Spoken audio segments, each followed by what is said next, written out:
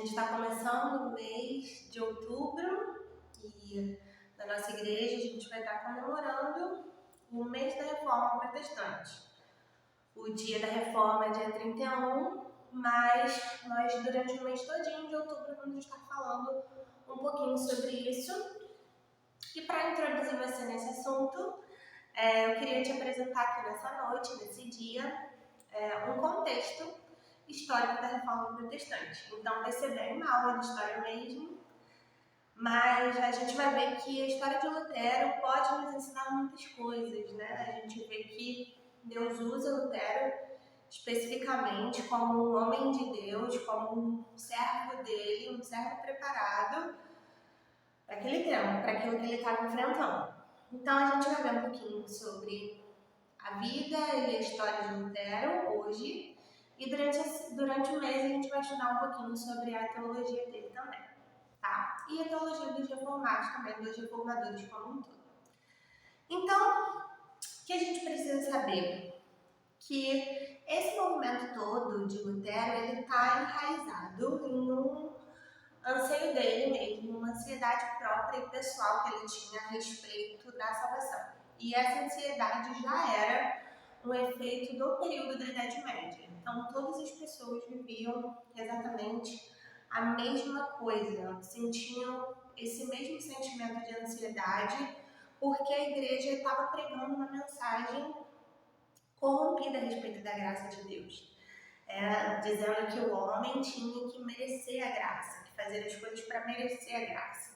E isso vai ter um impacto tanto em Lutero quanto nessa sociedade da Idade Média que vivia atormentada, vivia com medo de ir para o inferno, com medo de morrer, justamente porque não tinha tanta segurança na eternidade. O que vai acontecer? Será que eu sou salvo? Será que eu não sou? Então, tinha todo esse contexto aí. Lutero ele nasceu no dia 10 de novembro de 1483 na Alemanha. E a família dele era essa família muito humilde, muito supersticiosa também, justamente por causa desse contexto medieval aí que se encontrava. Então, ele, bem cedo, né, com seus 18 anos, ele já está formado em latim, vai para a Universidade de Erfurt, e lá ele se torna bacharel já, recebe o seu título de bacharel e de mestre em arte.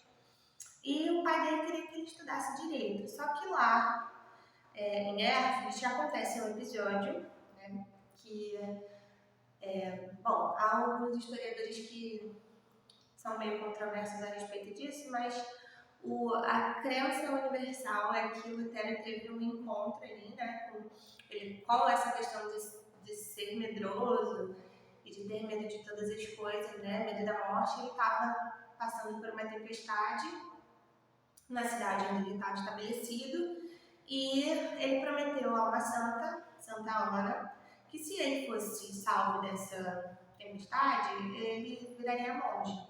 E foi o que aconteceu. Ele sobreviveu e logo depois ele entra no mosteiro agostiniano, e no ano seguinte, já em 1507, ele já é ordenado, já começa a celebrar missas.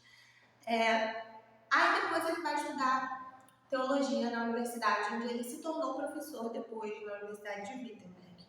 Ele começou a ensinar teologia lá, e todos esses estudos nos textos originais da Bíblia só começaram a aguçar essa luta interior dele a respeito desse contexto de mortificar a carne ou de não mortificar.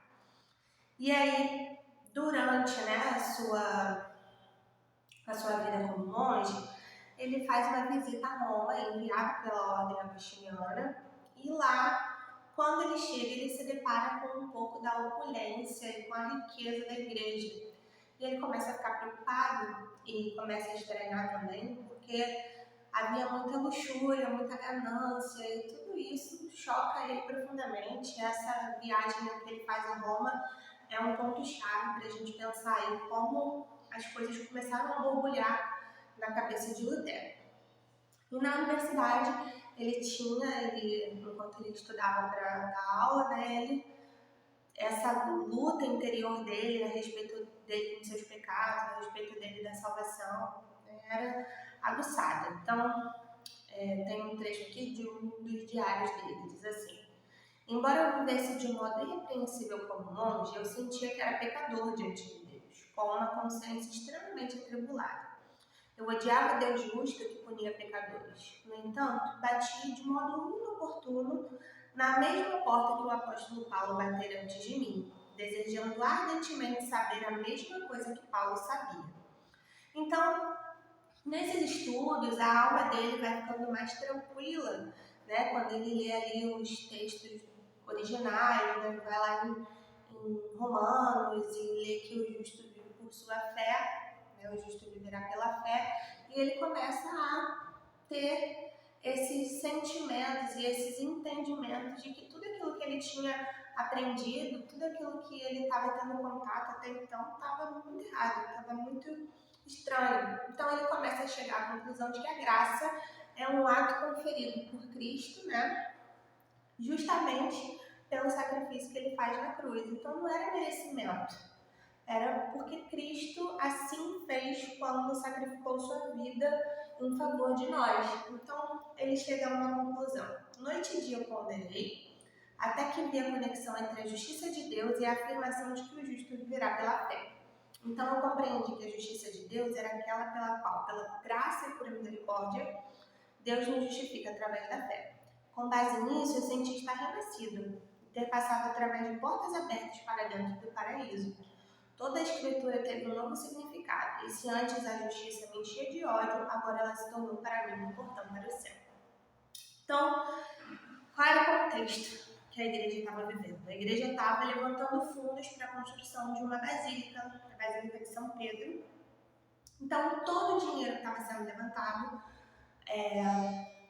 era justamente para isso, né? Era um dinheiro levantado através da venda de indulgências. E o que eram as indulgências? Era uma penitência particular. Por meio do pagamento de uma indulgência, a igreja provia a absolvição da culpa de algum tipo de pecado, ou um tempo de vida no purgatório. Então não era só para diminuição do tempo do purgatório, né? Não era só para vivos, né? Não era só para eu ter a minha culpa remida ou ter a minha culpa absolvida dos meus pecados, mas o meu avô, que pecou lá atrás, podia ter sua dívida, sua pena paga, ou se ele estivesse no purgatório, ele podia sair, podia reduzir o tempo dele no purgatório, porque eu estava comprando uma indulgência, né? Então é tipo comprar um pedacinho no céu mesmo. E quem era o vendedor de indulgência nessa época era um homem chamado Johann Tetzel, que ele foi designado para estar no lugar onde Lutero estava, né? Lá em Wittenberg. E ele dizia: quando uma moeda na caixa ressoa, uma alma no céu voa. Então, tinha esse entendimento, né? Quando a moedinha tilintasse lá no cofrinho, a alma estaria livre do purgatório. E dizia-se pior também. Dizia-se que uma indulgência papal era capaz de absolver um homem, mesmo que tivesse violado a própria mãe de Deus, caso isso fosse possível. Então as coisas estavam bem difíceis, estava tudo bem astronômico, bem feio mesmo, né? Ele já estava querendo, de todas as formas, ter dinheiro, né, para a construção dessa grande basílica. E aí, em 31 de outubro de 1517, Lutero, ele afixa as suas 95 teses na porta da igreja do Castelo de Wittenberg. E nessas 95 teses, ele condenava os abusos do sistema de indulgência e estava desafiando as pessoas para discutir sobre o assunto. Então, as 95 teses de Lutero têm um nome. O nome não é 95 teses, é Debate para o Esclarecimento do Valor das Indulgências. E eram proposições acadêmicas, né? Lutero não escreve para o povo ver, entanto que ele escreve em latim.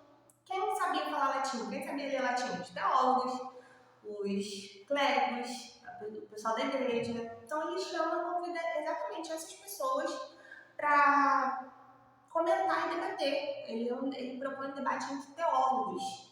A grande questão é que essas teses foram copiadas, né, foram traduzidas para o alemão e copiadas aí para mais de 300 mil cópias. Lutero foi primeiro best-seller lido, porque a tradução para o alemão e essa impressão dessas teses, né, porque a imprensa também tinha surgido naquele contexto, fez com que as coisas ficassem astronômicas. Então, pregar lá não foi nada revolucionário também. Todo mundo que queria dar um aviso ou passar um recado pendurava as coisas lá na porta da igreja.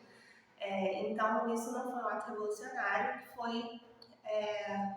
o que aconteceu foi que Lutero simplesmente escreveu um documento e chamou as pessoas letradas, né, os universitários, para discutir a respeito disso. Só que tomou grandes proporções. E a gente vai estudar um pouquinho dessas teses nesse mês. Nos domingos de manhã a gente vai ler e debater algumas dessas teses. Nos domingos à noite a gente vai falar um pouco sobre a teologia de Lutero mesmo. Então, depois de tudo isso, ele não foi deixado barato, né? A igreja foi atrás dele, ele foi convocado para permanecer, né, para comparecer diante de uma dieta, que era não é um regime, mas é uma reunião lá de papas, do papa, dos bispos, da galera do alto clero. E ele foi obrigado a dizer que se retratava em tudo. Se ele se retratasse em tudo, aí sim ele ia ser absolvido, o Papa ia perdoar e tudo mais, só que ele não faz isso. Essa é a resposta de Lutero, eu vou ler ela na íntegra porque ela é bem bonita. Já que me pede uma resposta simples, darei uma que não deixa margem à dúvida. A não ser que alguém me convença pelo testemunho da Escritura Sagrada ou com razões decisivas, não posso me retratar, pois não creio na infalibilidade do Papa, nem na dos concílios, porque é manifesto que frequentemente se tem equivocado e contradito. Fui vencido pelos argumentos bíblicos que acabo de citar, e minha consciência está cativa à palavra de Deus. Eu não quero me retratar, porque é perigoso e não é certo agir contra a sua própria consciência. Aqui permaneço eu, que Deus me ajude. Amém. Então, diante dessa resposta, Lutero com certeza é excomungado, né, pela igreja. Ele rompe realmente com Roma a partir daí, e aí ele passa um tempo exilado, né, ele consegue lá, os amigos dele conseguem arrumar um esquema lá e sequestram ele para ele não ser preso. E ele passa um tempo no castelo de Wartburg, e é nesse castelo onde ele faz a tradução do Novo Testamento para o alemão, que é uma das coisas que Lutero vai defender, é o sacerdócio universal dos crentes. Isso era pasme, né? Isso era muito inovador, né? Porque a igreja precisava, né? Os crentes precisavam de um mediador terreno, que era o Papa, e Lutero vai falar que não, você pode, você é livre para você chegar a Deus, você tem livre acesso para isso pelo sacrifício de Jesus. Então, essa é uma das coisas. Então, a tradução da Bíblia facilitava isso, né? Porque a Bíblia estava só presa para o clero, só para a igreja, só estava lá nas línguas originais, né? Então a população não tinha acesso. Então, o objetivo dele era esse. Crianças em casa podem ler, maridos no trabalho, esposas no mercado, enfim, seja lá onde estivessem, todo mundo podia ter acesso às escrituras. Então, muitas coisas aconteceram depois disso, mas para você saber, você precisa participar do mês de outubro aqui na igreja, né? Não perca, a gente vai ver muitas coisas mais ainda. E vamos tentar responder por que a reforma é tão importante para a gente ainda, de que maneira a gente é influenciado por ela, por que ela é importante para nós. Né? Lutero não foi o primeiro a defender essas ideias, antes dele vieram outros homens que morreram defendendo essas mesmas ideias que ele defendeu. Mas uma doutrina interessante quando a gente estuda a respeito da reforma e de toda a história do mundo, né? É a doutrina da providência. Deus está no controle de todas as coisas, Deus está no controle do tempo. Lá o versículo 42, capítulo 42, versículo 2 de Jó diz lá, bem sei que tudo podes e que nenhum dos teus planos pode ser frustrado. Né? Tudo isso já estava determinado por Deus, tinha que ser Lutero. Embora tivessem outros que pensaram antes dele, tinha que ser nesse tempo, tinha que ser nesse momento, tudo isso já estava determinado por Deus e por isso a gente glorifica Ele, porque é muito bom confiar em um Deus que tem controle do tempo, que sabe de todas as coisas e que é o mesmo Deus que esteve lá, do lado de Lutero, é esse Deus que está do nosso lado hoje, lutando as nossas causas, porque Ele tem um tempo certo dele, que é um tempo perfeito, e é o tempo ideal, então nós louvamos a Ele por isso.